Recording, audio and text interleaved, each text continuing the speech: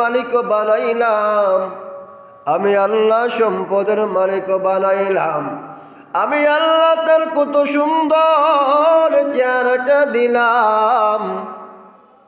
বান্দা চেহারা পাইয়া দুনিয়ার জন্য পাগল ছিল। আল্লাহ বলেন এই চেহারা একদিন থাকবে না। যেই চেহারা সুন্দর চেহারা একদিন কুচকুচে হয়ে যাবে। যেই যুবক একদিন বৃদ্ধ হয়ে যাবে। আমি আল্লাহ এত সুন্দর দিয়া দুনিয়ায় পাঠিয়ে বলে দিলাম, রে বান্দা নামাজ পড়ো, নামাজ পড়ো, আমি আল্লাহর হুকুম মানো, আমার হাবিবের সুন্নত অনুযায়ী চলো। আর যারাই আল্লাহর হুকুম আহকাম মানবে না, নবীজির সুন্নত অনুযায়ী জীবন অতিবাহিত করবে না, আল্লাহ বলেন এদের জন্যই আমি আল্লাহ রেখে দিয়েছি কঠোর শাস্তি।